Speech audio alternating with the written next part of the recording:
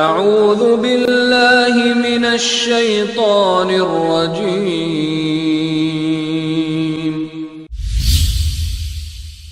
بسم اللہ الرحمن الرحیم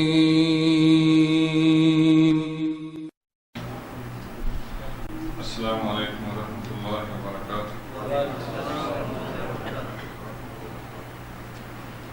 الحمد للہ نحمده ونستعینه ونستغفره ونعوذ باللہ من شرور انفسنا ومن سیئات اعمالنا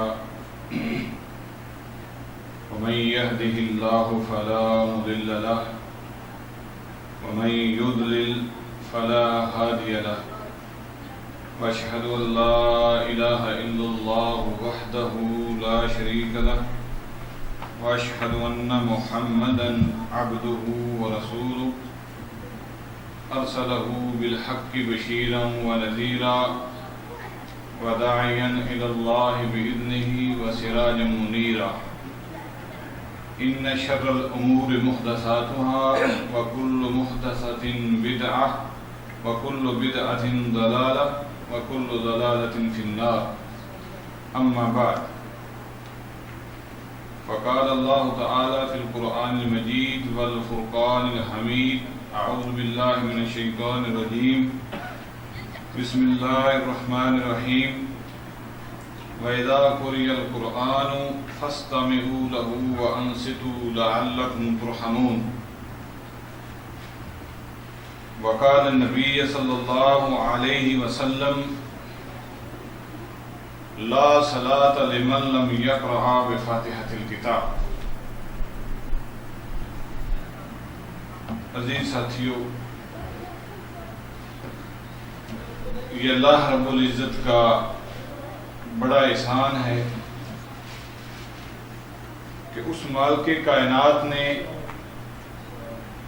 ہمیں محمد رسول اللہ صلی اللہ علیہ وسلم کی امت کے اندر پیدا کیا۔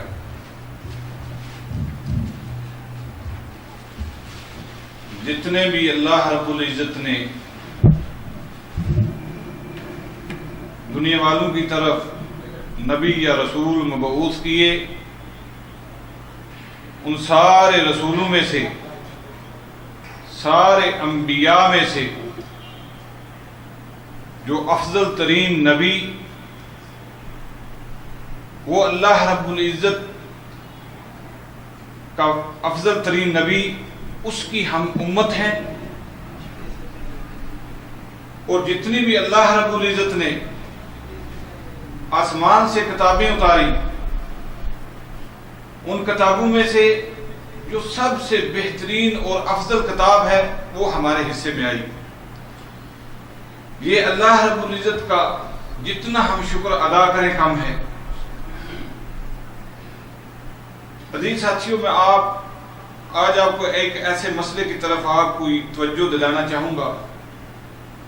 بار بار اس مسئلے کے اوپر گفتگو ہو چکی، بار بار مشائخ سے اس مسئلہ کے بارے میں سوالات ہو چکے، لیکن میں رہائشوں کے اوپر جا کر درس کرتا ہوں تو اکثر جو سوال لوگوں کا ہوتا ہے اسی مسئلے کے بارے میں ہوتا ہے۔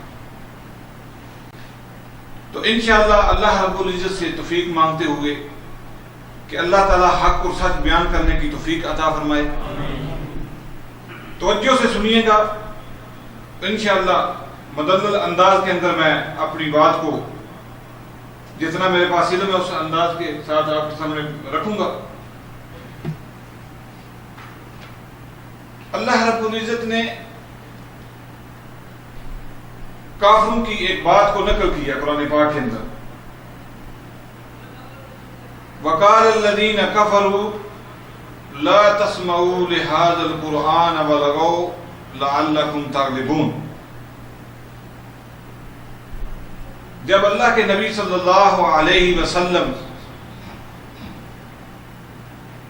قرآن پاک کی تلاوت کیا کرتے تھے، نبی مکرم علیہ السلام کا یہ طریقہ کار تھا کہ مکہ کے اندر جب لوگوں کو اللہ کے دین کی طرف بلانے کی کوشش کر رہے تھے تو جہاں لوگوں کا مجمع ہوتا تھا وہاں جا کر قرآن پاک کی تلاوت کرنا شروع کر دیتے تھے.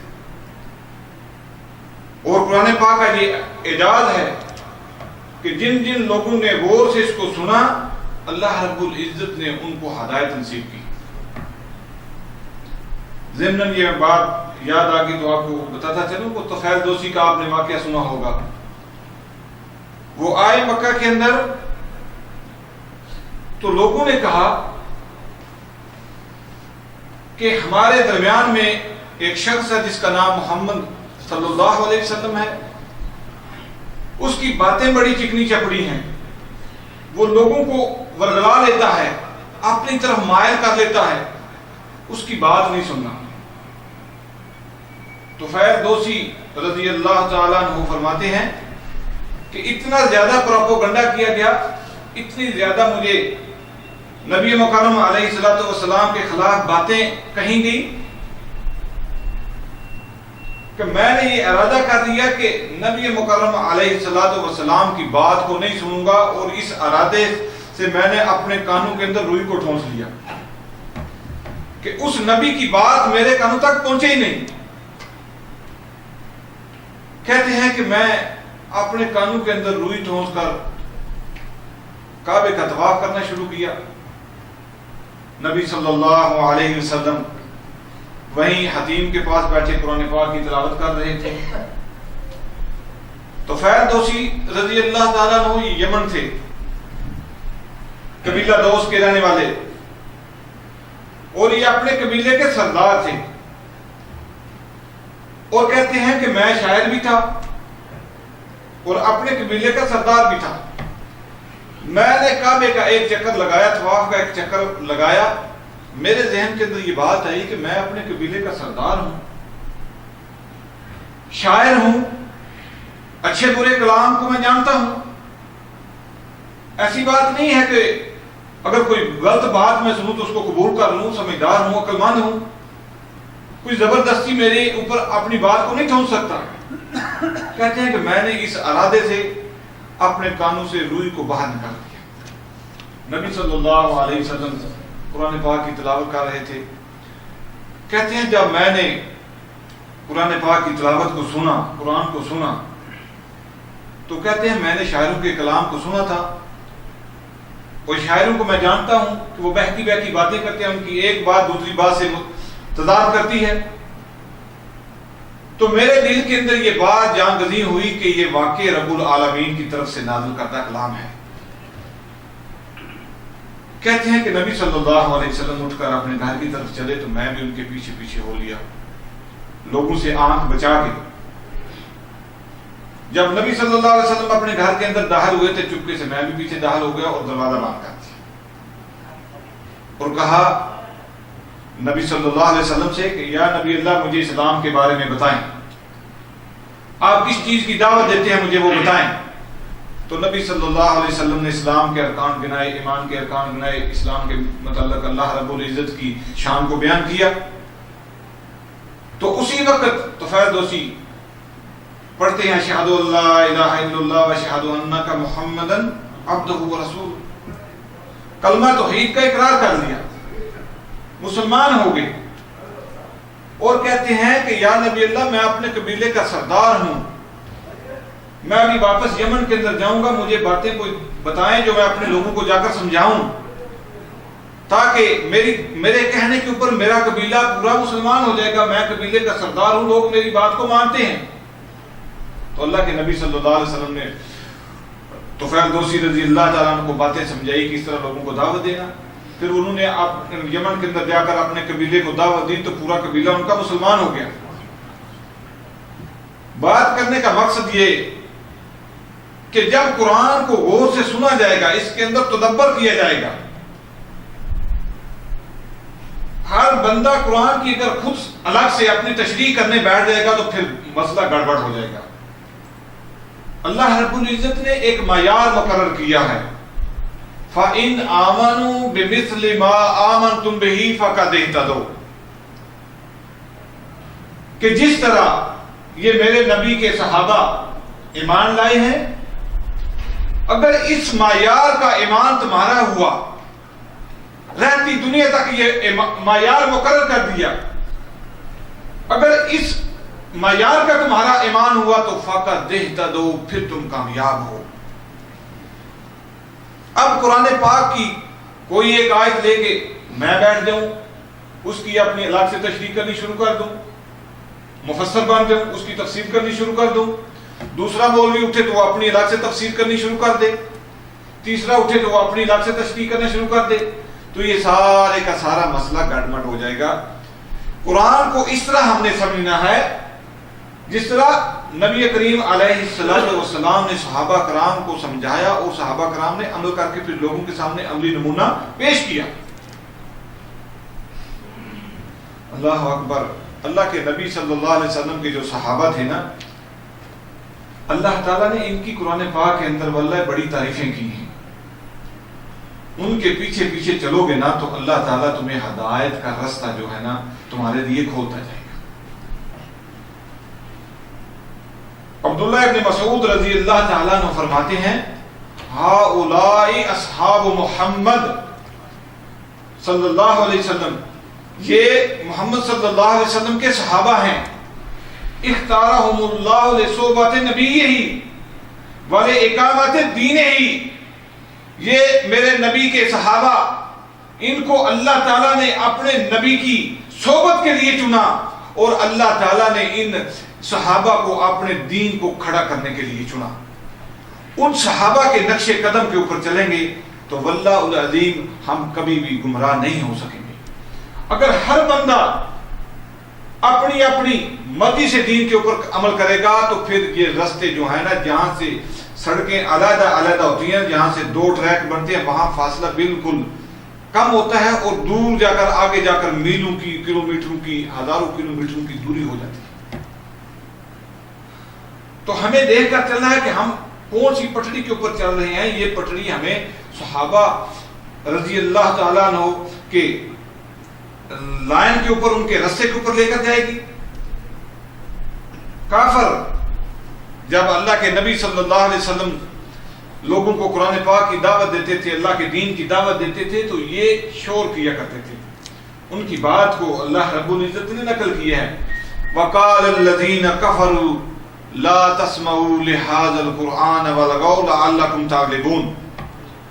اور کافروں نے کہا کہ اس قرآن کو نہ سنو، شور کرو. شور کرنے کا فائدہ کیا ہوگا تمہیں؟ لعلکم تغلبون، تاکہ تمہاری بات غالب رہے، تمہارا شور غالب رہے، تم اس کی بات کو نہ سنو. اور وہ یہ بات جانتے تھے مکے کے لوگ کہ جب کوئی بندہ دھیان سے نبی مکرم علیہ السلام کی بات کو سن لیتا ہے تو اللہ تعالیٰ اس کو ہدایت دے دیتا ہے، اس کا ہو کے محمد صلی اللہ علیہ وسلم کا ہو کر رہ جاتا ہے. تو اس لیے وہ شور کرتے تھے کہ تاکہ نبی مکرم علیہ السلام جو قرآن پڑھتے ہیں یہ لوگوں کے کانوں تک پہنچنے ہی نہ پائے. تو اللہ تعالیٰ نے ان کافروں سے کہا وَإِذَا قُرِئَ الْقُرْآنُ فَاسْتَمِعُوا لَهُ وَأَنصِتُوا لَعَلَّكُمْ تُرْحَمُونَ، کہ جب قرآن تمہارے سامنے پڑھا جائے اس کو غور سے سنو اور خاموش ہو جاؤ.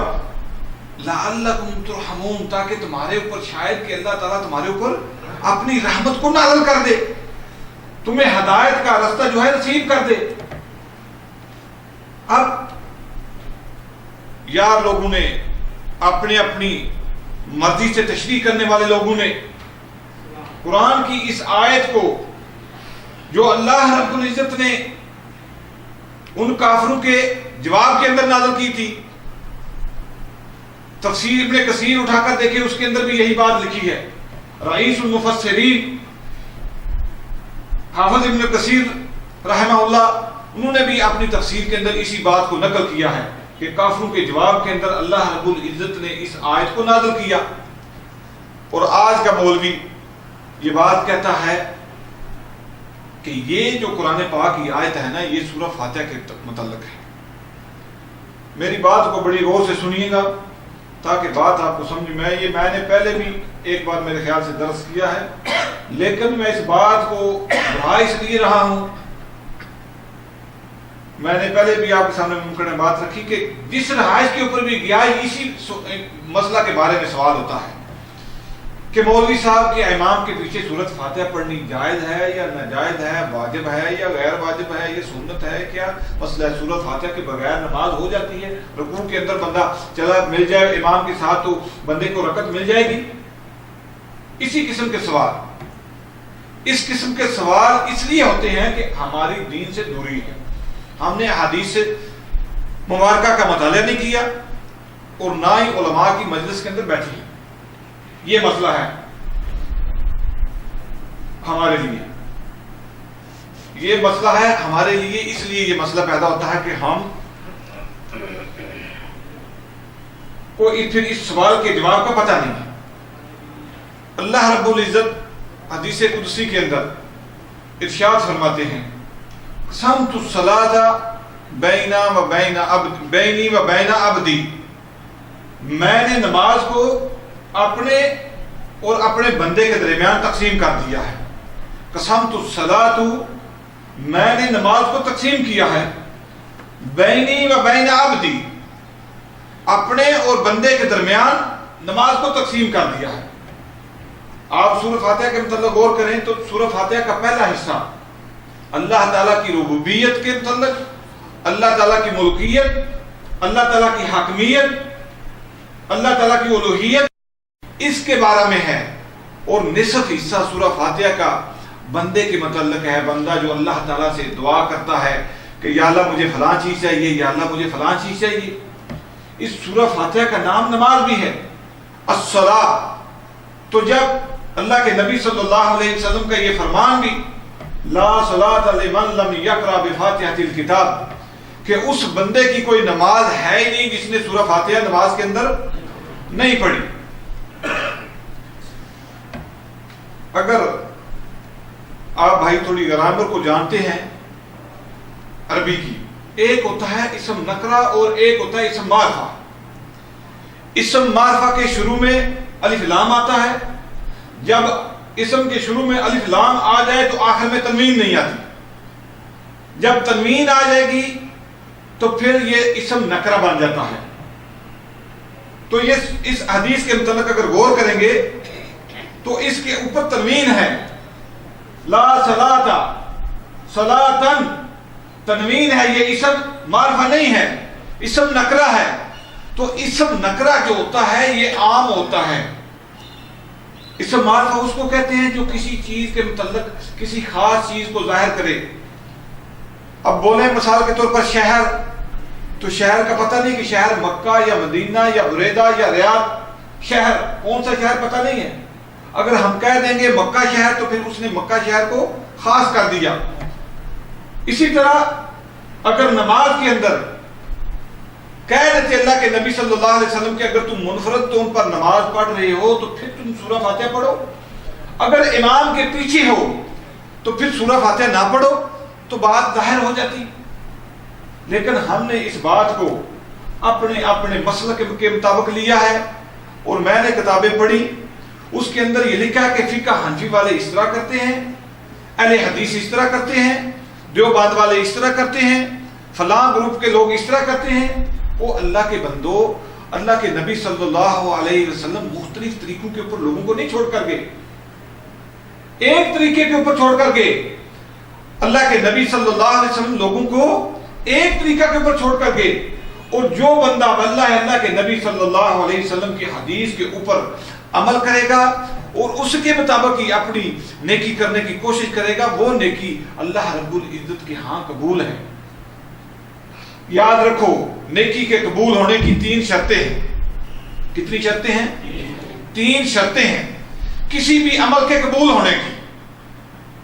سب سے پہلی شرط اللہ رب العزت پر ایمان، پختہ ایمان، اس کی ربوبیت میں، اس کی الوہیت میں، اس کے اسماء و صفات میں، ہر معاملے کے اندر اللہ کو یکتا بے مثال جانتا ہو کہ ایک میرا رب ہے جو میرے سارے امور کو ترتیب دینے والا، سارے امور کو چلانے والا ہے۔ دوسری بات کہ جو بھی کام کرے نیکی کا، خالص اللہ رب العالمین کی رضا کے لیے کرے، اللہ رب العزت کو خوش کرنے کے لیے کرے. اور تیسری بات کہ جو نیکی کر رہا ہے، جو بھی عمل کر رہا ہے، اس عمل کا طریقہ محمدی ہوگا صلی اللہ علیہ وسلم. نبی مکرم علیہ الصلوۃ والسلام کے طریقے کے مطابق نیکی کرے گا تو وہ اللہ رب العزت کو قبول ہے. اس کے علاوہ اگر اپنے بنائے ہوئے طریقے کے مطابق کوئی نیکی کرنے کی کوشش کرے گا، قسم باللہ وہ اللہ رب العزت کے ہاں شرف قبولیت اس کو نہیں ملے گا. آپ جدید دور کے اندر سے گزر رہے ہیں تو اس بات کو بڑا بخوبی جانتے ہوں گے. اب کوئی بھی مشینری چھوٹی سی بھی بازار کے اندر خریدیں، ٹیپ ریکارڈر چھوٹا سا 50,000 کا خرید لو، یا موبائل وغیرہ کوئی چھوٹا سا، تو اس کے ساتھ موبائل کے ساتھ ایک چھوٹا سا کتابچہ ہوتا ہے جو جس کمپنی نے موبائل بنایا ہے نا، یا ٹیپ ریکارڈر بنایا ہے، یا اور کوئی چیز چھوٹی سی مشینری چھوٹی سی، اس کے ساتھ ایک کتابچہ ہوتا ہے چھوٹا سا. وہ کتابچہ کیوں دیتے ہیں؟ کہ اس مشین کو اس طریقے پر چلانا ہے، اس طریقے پر چلاؤ گے تو یہ مشین صحیح چلے گی، اگر اس طریقے سے ہٹ کر چلاؤ گے تو یہ مشین خراب ہو جائے گی. اسی طرح بات ہے. پھر لوگ اس چیز کو خریدنے کے بعد اس کتابچے کو پڑھتے ہیں، دیکھتے ہیں کہ اس کو جو بجلی لگانی ہے 220 کی لگانی ہے یا 110 کی لگانی ہے، دیکھتے ہیں نا. اگر اس کی وولٹیج جو ہے 110 ہو، اس کو 220 کے سوئچ کے اندر لگا دیا جائے تو وہ جل جائے گی کہ نہیں جلے گی؟ جل جائے گی نا. تو اسی لیے اللہ رب العزت نے قرآن پاک کے اندر ارشاد فرمایا، یا ایھا الذین آمنوا اطیعوا اللہ ورسولہ ولا تبطلوا اعمالکم. اے ایمان والو، اتباع کرو، اطاعت کرو اللہ اور اس کے رسول کی، اپنے اعمال کو برباد نہ کرو. جب ہم مسجد کے اندر نماز پڑھنے کے لیے جاتے ہیں تو ہمارے ذہن کے اندر یہ بات ہونی چاہیے کہ میں نماز پڑھنے کے لیے کھڑا ہوں، میرے ہاتھ کہاں بندھے ہیں، میں رکوع و سجود کس طریقے پر کر رہا ہوں، میں نے رکوع کے اندر کون سی تسبیحات پڑھنی ہے، میں نے سجدے کے اندر کون سی تسبیحات پڑھنا ہے. ان ساری باتوں کو ملحوظ خاطر رکھا جائے گا. اگر اپنی مرضی سے واللہ ہے اپنی مرضی سے یہ تسبیحات پڑھے گا، رکوع کی تسبیح کو سجدے کے اندر پڑھے گا، سجدے کی تسبیح کو رکوع کے اندر پڑھے گا، سورہ فاتحہ کو تشہد کے اندر پڑھے گا، اتحیات کو قیام کے اندر پڑھے گا، اس کی نماز ہو جائے گی؟ نہیں. اس کو وہی طریقہ اپنانا پڑے گا جس طریقے کے مطابق اللہ کے نبی صلی اللہ علیہ وسلم نے نماز پڑھی اور لوگوں کو نماز کا طریقہ سمجھایا. اللہ کے نبی صلی اللہ علیہ وسلم فرماتے ہیں، لا صلاۃ لمن لم یقرأ بفاتحۃ الکتاب. اس بندے کی نماز نہیں جس نے نماز کے اندر سورہ فاتحہ نہ پڑھی. اب جو من کا لفظ ہے نا، لمن، جو کوئی بھی بندہ ہو، جس کسی نے جو بھی نماز پڑھی. اب نماز جنازہ بھی اس کے اندر شامل ہے. آپ نے جاؤ علاقوں کے اندر نماز جنازہ پڑھنے کے لیے، پاکستان کے اندر، بنگلہ دیش کے اندر، انڈیا کے اندر، میں نے تو پاکستان کے اندر دیکھا کہ بڑے بڑے جنازے گاہ بنائی ہیں انہوں نے، اور جنازے گاہ کی سامنے دیوار کے اوپر انہوں نے جنازے کی تکبیرات کو لکھا ہے، دعاؤں کو لکھا ہے کہ اس کے اندر پہلی تکبیر کے بعد کون سی دعا پڑھنی ہے، دوسری تکبیر کے بعد کون سی دعا پڑھنی ہے، تیسری تکبیر کے بعد کون سی دعا پڑھنی ہے، لکھا ہے. تو اس کے اندر سورہ فاتحہ کا ذکر نہیں ہے. سورہ فاتحہ انہوں نے نہیں دیکھی کہ سورہ فاتحہ نماز جنازہ کے اندر پڑھی جائے گی. ایک نہیں، متعدد جگہوں کے اوپر میں نے دیکھا کہ انہوں نے سامنے دیوار کے اوپر جنازے کی دعاؤں کو لکھا ہے، اس کے اندر سورہ فاتحہ کا ذکر نہیں ہے. اور واللہ العظیم، یہ قسم باللہ، قسم اٹھا کے بات کہتا ہوں، اس لیے قسم اٹھا کے بات کہتا ہوں تاکہ وزن تھوڑا پیدا ہو جائے. آپ یقین کر لیں کہ جو بندہ اللہ کے نبی صلی اللہ علیہ وسلم کی حدیث واضح ہو جانے کے بعد، طریقہ واضح ہو جانے کے بعد کہ یہ واقعی نبی صلی اللہ علیہ وسلم سے منسوب ہے، یہ بات اس کی سند صحیح پہنچ جاتی ہے نبی صلی اللہ علیہ وسلم کی طرف، اور اس کے بعد حق واضح ہو جانے کے بعد بھی حق کو تسلیم نہیں کرتا، تو پھر اللہ تعالیٰ اس کی ساری نیکیوں کو برباد کر دے گا. کیوں؟ اللہ تعالیٰ نے نبی کو نازل کیوں کیا؟ اس لیے کہ اپنے دین کو نازل کیا اور ساتھ میں نبی مبعوث کیا. کیوں؟ کہ یہ نبی دین کے اوپر عمل کر کے پریکٹیکل تمہیں دکھائے گا کہ کس طرح دین کے اوپر عمل کرنا ہے، کون سا کام کس طرح کرنا ہے. تو یہ بات کہ اس بندے کی کوئی نماز نہیں جس نے نماز کے اندر سورہ فاتحہ کو نہ پڑھا. اب بھائی یہ ہمارے کہتے ہیں کہ نہیں، اللہ رب العزت نے یہ بات ارشاد فرمائی ہے، قرآن پاک جو ہے اس کو اولیت حاصل ہے، حدیث بعد میں۔ قرآن پاک کو اولیت حاصل ہے، اس کے اندر تو کسی شک و شبے کی گنجائش نہیں، اور حدیث کے اندر یہ بات پیدا کرنے کی کوشش کرتے ہیں کہ ہو سکتا ہے یہ حدیث ضعیف ہو، اس کی سند صحیح نہ ہو، اس کے اندر کوئی تھوڑا بہت ضعف پایا جاتا ہو، تو اس طرح کی تعویلیں کر کے اپنے مسئلے کو باور کروانے کی کوشش کرتے ہیں، اپنی من مانی جو ان کا جس مسئلے کے اوپر عمل کر رہے ہیں نا، جس مسئلے کے پیروکار ہیں وہ اسی کی طرف لوگوں کو ترغیب دلانے کی کوشش کرتے ہیں، اپنے پیروکار بنانے کی کوشش کرتے ہیں۔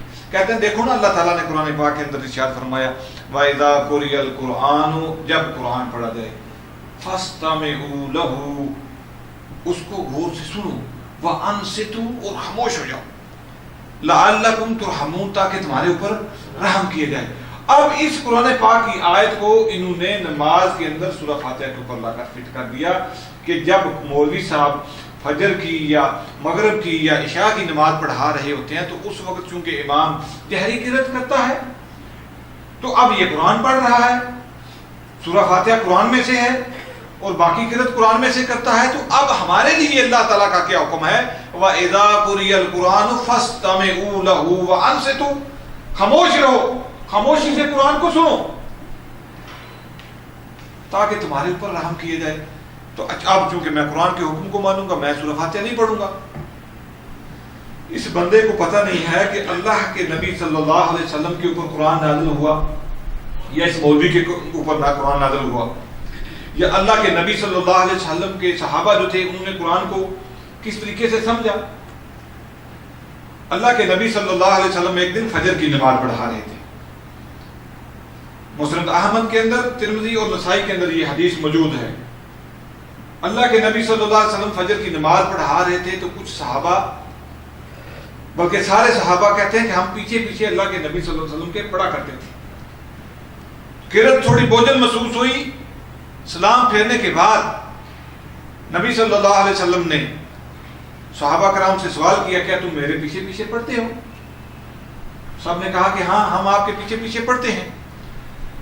تو نبی مکرم علیہ الصلوۃ والسلام نے فرمایا لا تفعلوا، تم ایسا نہ کرو۔ منع ہو گیا نا کہ امام کے پیچھے نہیں پڑھنا، لا تفعلوا، تم ایسا نہ کرو، الا بأم القرآن، سوائے ام القرآن کے۔ ام القرآن جو ہے سورہ فاتحہ کا نام ہے۔ اس کو ام القرآن کیوں کہا جاتا ہے کہ اس کے اندر مجموعی طور پر قرآن پاک کے اندر جتنی باتیں اللہ تعالیٰ نے نازل کی ہیں ان کا اس سورہ فاتحہ کے اندر ذکر موجود ہے، اگر غور سے آدمی پڑھتا ہے اس کو تو۔ اس لیے سورہ فاتحہ کو ام القرآن کہا جاتا ہے۔ فرمایا لا تفعلوا، تم میرے پیچھے یہ کام نہ کیا کرو، الا بأم القرآن فإنه لا صلاة لمن لم يقرأ بها، کیونکہ اس بندے کی نماز ہے ہی نہیں جس بندے نے نماز کے اندر سورہ فاتحہ کو اس کو نہ پڑھا۔ اب بتاؤ کہ اللہ کے نبی صلی اللہ علیہ وسلم سے یہ بات بالکل واضح ہو چکی کہ صحابہ کرام نبی صلی اللہ علیہ وسلم کے پیچھے پڑھا کرتے تھے، اور پڑھنے کے بعد جب قرأت بوجھل محسوس ہوئی تو نبی صلی اللہ علیہ وسلم نے منع کیا، اور منع کرنے کے بعد اس بات کو واضح کر دیا کہ تم یہ کام نہ کرو اور یہ کر لو، لا تفعلوا، تم ایسا نہ کیا کرو کہ سورہ فاتحہ کے بعد جو قرأت امام کرتا ہے، کوئی بھی سورت پڑھتا ہے قرآن پاک میں سے، وہ نہ پڑھا کرو، الا، یہ وہی اللہ ہے جو ہے لا الہ، کوئی معبود ہے ہی نہیں۔ اللہ تعالیٰ نفی کروائی نا، کوئی معبود ہے ہی نہیں، الا اللہ، سوائے اللہ کے، وہی اللہ یہاں کی، الا بأم القرآن، سوائے سورہ فاتحہ کے، سوائے ام القرآن کے، کیونکہ اس بندے کی نماز ہے ہی نہیں جس بندے نے سورہ فاتحہ نہ پڑھی۔ اب بھائیو بات غور کرنے کی ہے کہ اگر قرآن پاک کی ہر آیت کو دیکھیں اور ہر آیت سے مسئلہ نکالنے کی کوشش کریں تو واللہ پھر ہمارا جو دین ہے نا وہ ادھورا رہ جائے گا۔ بہت سے مسائل ایسے ہیں جو ہمیں حدیث مبارکہ سے ملتے ہیں۔ اس کی ایک مثال میں آپ کے سامنے رکھتا ہوں۔ اللہ تعالیٰ نے سورہ نور کے اندر بات ارشاد فرمائی الزانیۃ والزانی فاجلدوا کل واحد منہما مئۃ جلدہ ولا تأخذکم بہما رأفۃ فی دین اللہ وَلْيَشْهَدْ عَذَابَهُمَا طَائِفَةٌ مِّنَ الْمُؤْمِنِينَ. اللہ تعالیٰ نے فرمایا کہ زانی مرد اور زانی عورت کو 100 کوڑے مارنا، اور یہ کوڑے مارنے میں تمہیں کوئی ترس اور رحم نہیں آنا چاہیے، اور کوڑے مارتے وقت مسلمانوں کی مومنین کی ایک جماعت موجود ہونی چاہیے. اللہ تعالیٰ کا قرآن پاک کے اندر حکم کہ زانی مرد اور زانی عورت کو کیا کرنا ہے؟ 100 کوڑے مارنا ہے. اب آپ نے پڑھا ہوگا حدیث کے اندر واقعات یہ پڑھے ہوں گے کہ نبی مکرم علیہ السلام نے مدینہ کے اندر لوگوں کو سنسار کروایا. کروایا کہ نہیں کروایا؟ کروایا.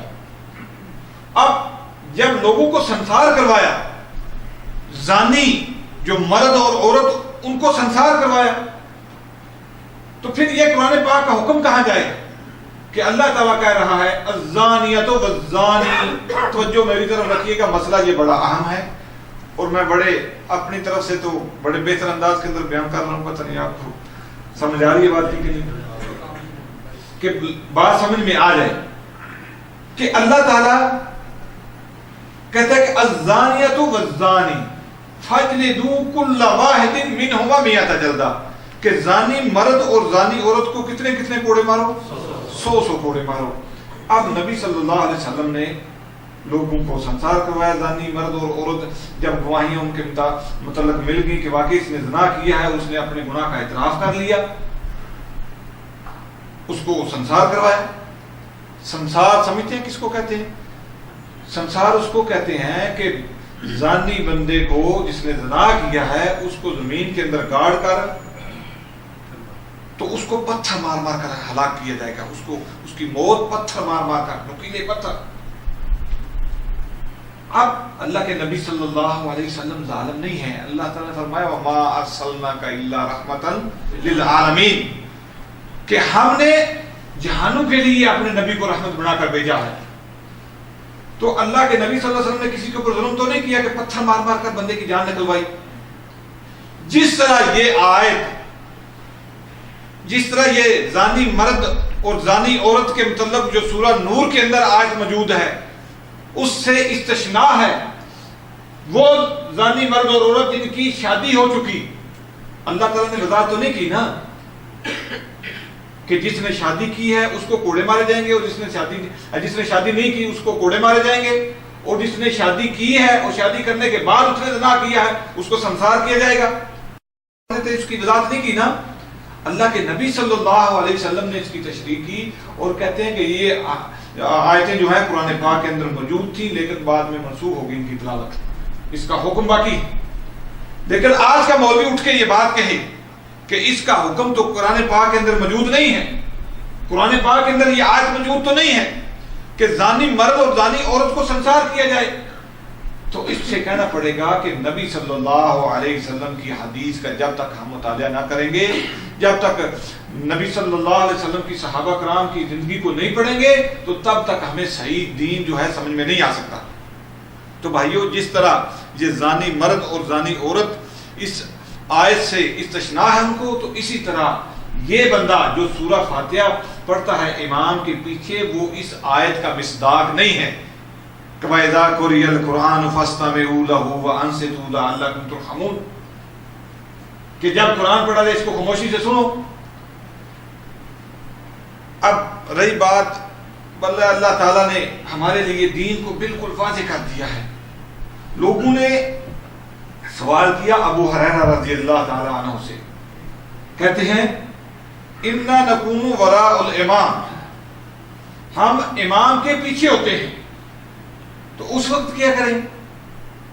جس طرح ہمارے لوگوں کو سوال تھی کہ مولوی صاحب ظہر میں اور عصر میں تو ہم پڑھ لیں گے سورہ فاتحہ، امام کے پیچھے بھی اگر کھڑے ہوں تو وہ جہری نماز نہیں پڑھا رہا تو ہمیں نہیں پتا چل رہا تو قرآن کی کون سی سورت پڑھ رہا ہے یا سورہ فاتحہ پڑھ رہا ہے، تو ہم پیچھے پیچھے پڑھیں گے.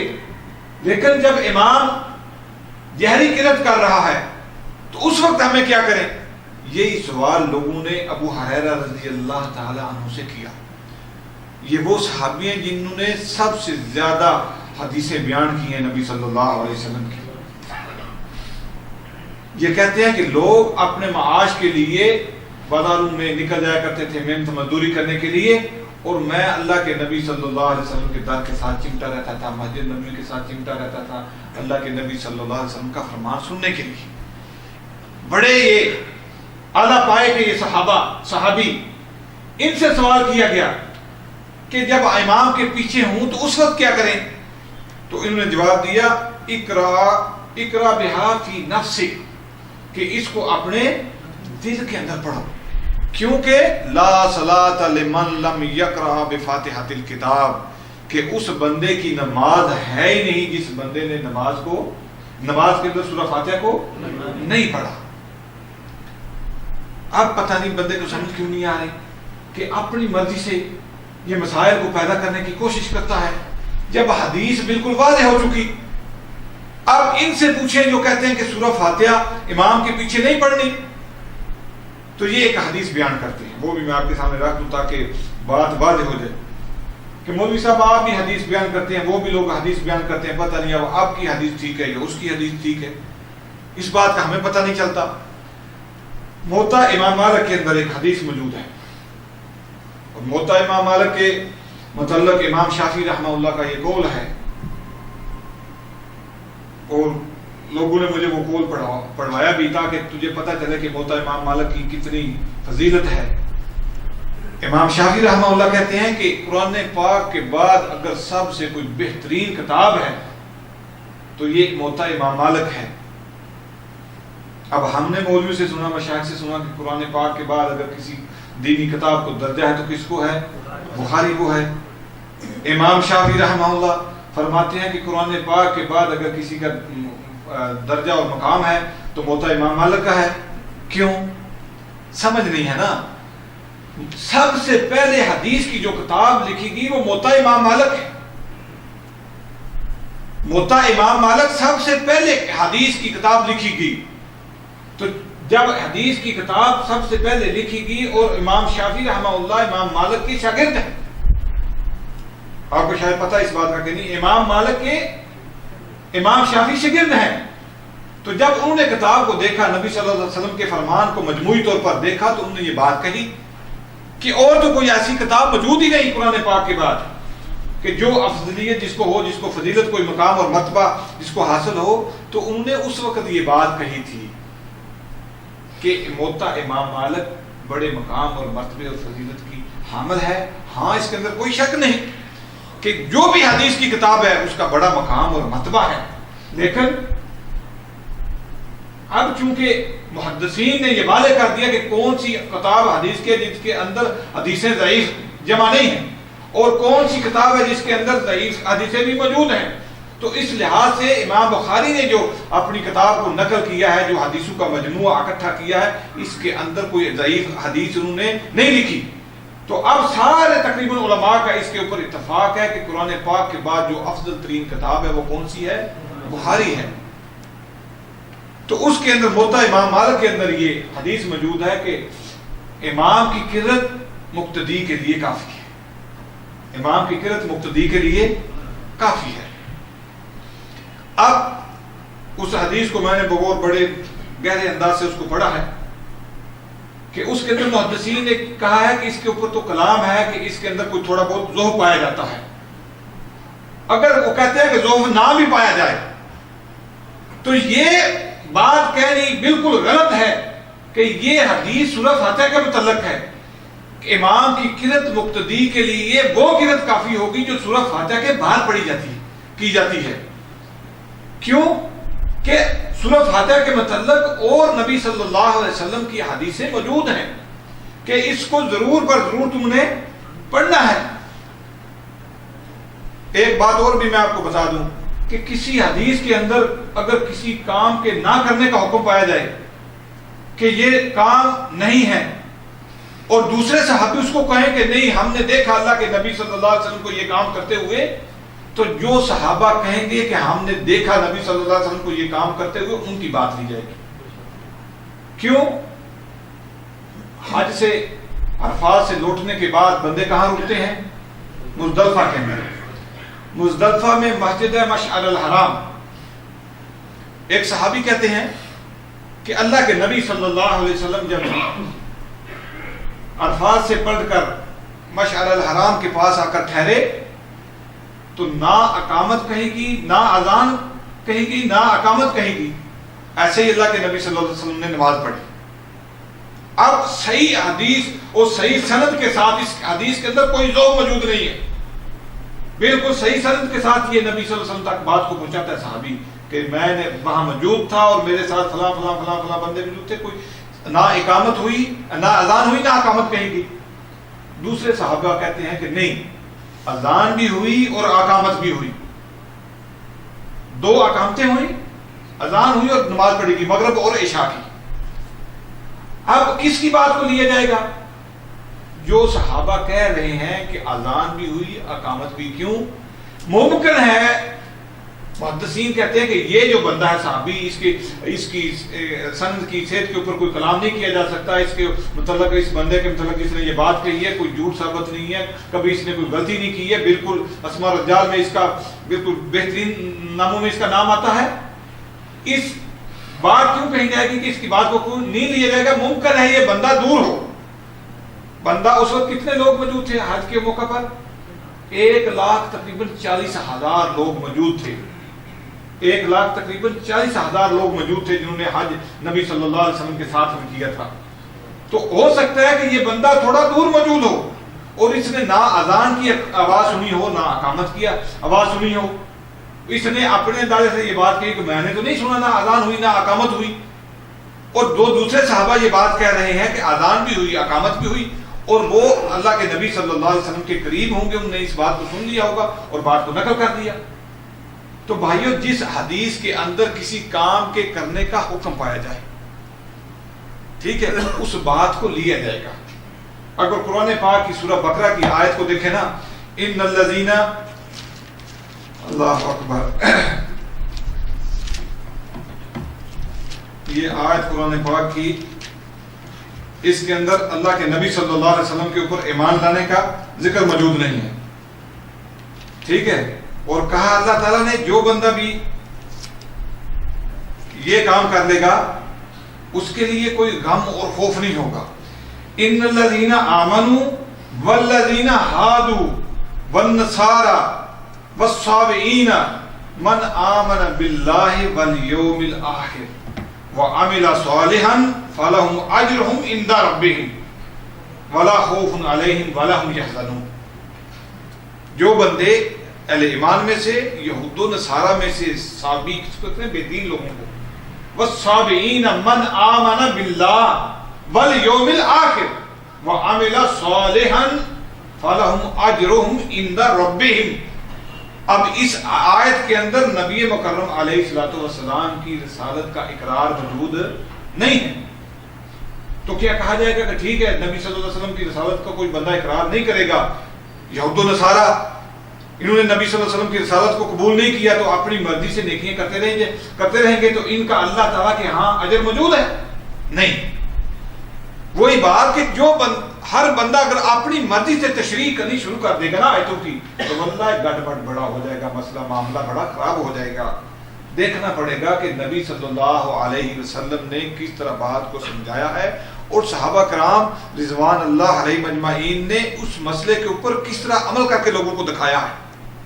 تو یہ میرے بھائیوں، میں نے آپ کے سامنے آج بات کو بیان کروانا تھا کہ اللہ کے نبی صلی اللہ علیہ وسلم سے اور صحابہ کرام سے متعدد مقامات پر یہ حدیث موجود ہیں کہ نبی صلی اللہ علیہ وسلم جب نماز پڑھایا کرتے تھے تو لوگ پیچھے جہری نمازوں میں سورہ فاتحہ کی تلاوت کیا کرتے تھے.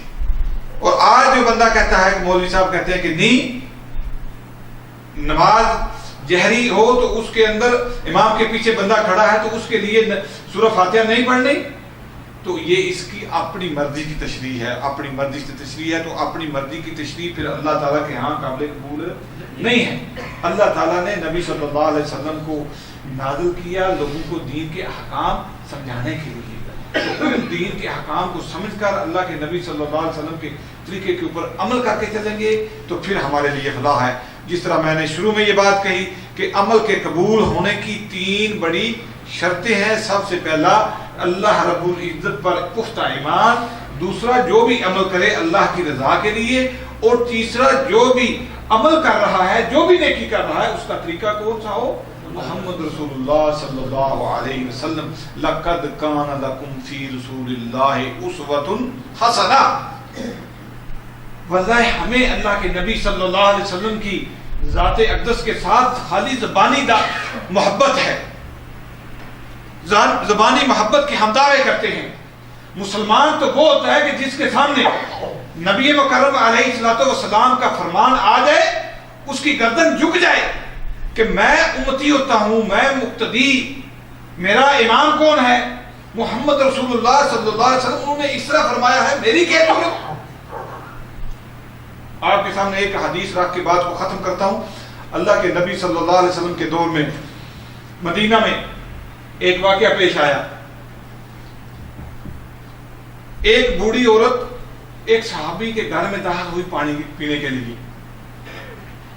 گرمی میں وہ سفر کر رہی تھی تو پانی پینے کے لیے، آپ بھی ابھی بھی دیکھیں دیہاتوں کا اس طرح ماحول ہے کہ چلتے پھرتے گاڑی میں جا رہے ہیں تو کسی دروازے میں دستک دے کر کہتے ہیں کہ مجھے پانی دیجیے، تو لوگ اس کو اندر بلاتے ہیں، آؤ بیٹھو ٹھنڈی جگہ میں پانی پیو. تو پانی پینے کے لیے ایک گھر کے اندر داخل ہوئی تو پھر عورتوں کا یہ معاملہ آپ جانتے ہیں کہ بیٹھ کر چپ کر نہیں بیٹھتی، باتیں کرنا شروع کر دیتی ہیں. تو جس عورت کے پاس وہ بوڑھی سیانی عورت بیٹھی اس سے پوچھتی ہے تو کس کی بیٹی ہے؟ اس نے کہا کہ میں فلاں کی بیٹی ہوں. اس نے پوچھا تیری شادی ہوگی؟ کہا کہ شادی ہو گئی ہے. کہا کس کے ساتھ ہوئی ہے؟ کہا کہ فلاں ابن فلاں کے ساتھ ہوئی ہے. جب یہ بات اس کے سامنے رکھی عورت کے سامنے تو وہ بوڑھی عورت حیرت سے کہنے لگی میں نے تم دونوں کو دودھ پلایا ہے. صحیح حدیث ہے، میں نے تم دونوں کو دودھ پلایا ہے. تم دونوں ایک چھت کے نیچے میاں بیوی بن کے نہیں رہ سکتے، یہ اسلام کا قانون ہے. میں نے تم دونوں کو دودھ پلایا ہے. جب یہ بات اس نے کہی تو عورت ہکا بکا رہ گئی کہ یہ اس نے کیا دھماکہ کر دیا. اس کا شوہر آیا تو اس نے آ کر اور اپنے شوہر کو یہ بات بتائی کہ فلاں عورت اس طرح آئی ہمارے گھر میں، اس نے یہ بات کہی ہے. اور وہ صحابی کہتا ہے کہ میرے اس بیوی سے بچے ہیں، بڑے موتیوں جیسے خوبصورت بچے. وہ دوڑا دوڑا اللہ کے نبی صلی اللہ علیہ وسلم کی خدمت کے اندر حاضر ہوتا ہے. یا نبی اللہ، تباہ ہو گیا، برباد ہو گیا، لٹ گیا. نبی صلی اللہ علیہ وسلم نے پوچھا کیا ہوا تجھے؟ تو کہا کہ اس طرح عورت آئی ہے ہمارے گھر کے اندر، اس نے آ کر یہ دھماکہ کر دیا ہے، یہ اس طرح بات کی ہے اس نے. تو یا نبی اللہ میرے اس سے بچے ہیں، میری وہ بیوی ہے، میں بڑی اس کے ساتھ محبت کرتا ہوں. اس طرح اس نے باتیں کرنے کی کوشش کی کہ اللہ کے نبی صلی اللہ علیہ وسلم ممکن اجازت دے دیں. اللہ اکبر. اللہ کے نبی صلی اللہ علیہ وسلم نے فرمایا کیف وقد قیلا، اب کیسے تو رہ سکتا ہے اس کے ساتھ جب کہہ دیا گیا، گواہی تجھے مل گئی کہ واقعی اس عورت نے تجھے بھی دودھ پلایا اور تیری بیوی کو بھی دودھ پلایا. اب تم دونوں میاں بیوی کا ازدواجی تعلق جو ہے قائم نہیں کر سکتے. واللہ اسی وقت حدیث کے اندر یہ بات نقل ہے، موجود ہے کہ اسی وقت بیوی الگ، بچے الگ، شوہر الگ، پورا گھر جو ہے تتر بتر ہو گیا، بکھر گیا سارا کا سارا گھر. یہ ہے نبی صلی اللہ علیہ وسلم کے صحابہ. اس لیے عبداللہ ابن مسعود رضی اللہ تعالیٰ عنہ فرمایا کرتے تھے ہؤلاء اصحاب محمد اختارہم اللہ لصحبت نبیہ ولاقامت دینہ. یہ نبی صلی اللہ علیہ وسلم کے صحابہ جن کو اللہ تعالیٰ نے اپنے پیارے نبی کی صحبت کے لیے چنا اور اپنے دین کو کھڑا کرنے کے لیے چنا. وہ اللہ کے نبی صلی اللہ علیہ وسلم کی بات کے سامنے اپنی ساری خواہشات کو بالکل ملیا میل کر کے رکھ دیتے. لیکن آج ہمارے سامنے نبی صلی اللہ علیہ وسلم کی حدیث کو رکھا جائے. ٹھیک ہے مولوی صاحب یہ بھی بات ہوگی، لیکن یہ بھی جو کہہ رہا ہے نا یہ بھی کام نہیں، یہ بھی مولوی ہے، پڑھا لکھا ہے، فلاں مدرسے سے فارغ ہے، فلاں فلاں فلاں فلاں، اس طرح تعویلیں کرنی شروع کر دیتے. مسجد کے اندر میں داخل ہوا، جماعت کھڑی تھی، میں بھی رکوع میں گیا، ایک دوسرا سعودی بھی رکوع میں چلا گیا اور امام رکوع میں تھا. اب میں نے اٹھ کے ایک رکعت پڑھی اور اس نے سعودی نے اسلام بھیج دیا. اب مجھے پتا تھا یہ میرے ساتھ جھگڑے گا, واللہ مجھے پتا تھا یہ میرے ساتھ جھگڑے گا. کیوں کہ ان کی عادت ہے کہ عجم کو تو اتنا سمجھتے نہیں کہ پاس علم کہاں ہے, کہ ہم تو علم کے سمندر ہیں. مجھے وہ کہتا ہے ریشت تو نے ایک رکعت زیادہ کیوں پڑھی ہے؟ میں نے کہا میں نے زیادہ نہیں پڑھی, تو نے کم پڑھی ہے. اس کو اور غصہ آ گیا, اس کا واللہ چہرہ جو سرخ ہو گیا. میں نے کم کیسے پڑھی ہے, تو نے زیادہ پڑھی ہے.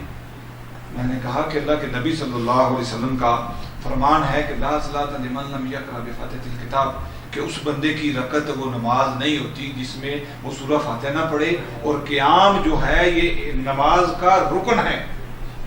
قیام نماز کا رکن ہے. ارکان نماز کے کتنے ارکان ہیں؟ 14 ارکان ہیں. ان 14 ارکان میں سے قیام اور سورہ فاتحہ یہ نماز کے ارکان میں سے 2 رکن ہیں. اب یہ 2 رکن چھوٹ گئے تو بندے کی رکعت کیسے ہو جائے گی؟ جب میں نے یہ بات رکھی تو مجھے کہتا ہے تو کہاں پڑھتا ہے؟ میں نے کہا پڑھتا کسی مدرسے سے فارغ نہیں, یعنی جنات کے اندر پڑھتا ہوں, یہ جو آپ نے جو کھولی ہوئی ہے ان کے اندر میں جاتا ہوں پڑھنے کے لیے. وہ کہتا ہے نہیں میرے پاس دلیل موجود ہے. میں بولا ہاں دلیل تیرے پاس موجود ہے تو مجھے قائل کرنے کی کوشش کر, میں تیری بات کو تسلیم کروں گا اگر تیرے پاس کوئی دلیل موجود ہے. تو اس نے کہا من ادرک رکعۃ فقد ادرک الصلاۃ. یہ لفظ مجھے اسی وقت بیٹھے یاد ہوئے اور آج یہ بھولنے والے نہیں. من ادرک رکعۃ فقد ادرک الصلاۃ کہتا ہے کہ نبی صلی اللہ علیہ وسلم کے یہ ہونٹوں سے نکلی ہوئی لفظ ہے. من ادرک رکعۃ, جس کسی کو رکعت مل گئی, جس کسی نے رکعت کو پا لیا, فقد ادرک الصلاۃ, پس اس نے نماز کو پا لیا. یہ اس کا معنی ہے. اب تھوڑی بہت عربی تو ہمیں آتی ہے نا یہاں رہتے ہوئے, تو میں نے اس کو کہا کہ یہ بات ہے کہ اگر بندہ چوتھی رکعت کے اندر بھی جا کر امام کے پیچھے مل جائے گا, اس کو ایک رکعت بھی مل جائے گی, تو گویا اس نے جماعت کا ثواب پا لیا. فقد ادرک الصلاۃ, گویا کہ اس کو نماز مل گئی, نماز کو اس نے پا لیا. یا تو حدیث کے اندر یہ بات ہوتی من ادرک رکوعا فقد ادرک رکعہ, کہ جس نے رکوع کو پا لیا اس نے گویا رکعت کو پا لیا. تو پھر یہ میں تیری بات مان لیتا.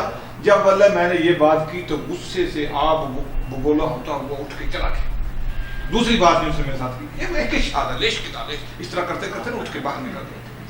بھائی کسی کے پاس دلیل ہو معتبر انداز کے اندر تو پھر بندے کو قائل کرنے کی کوشش کرے.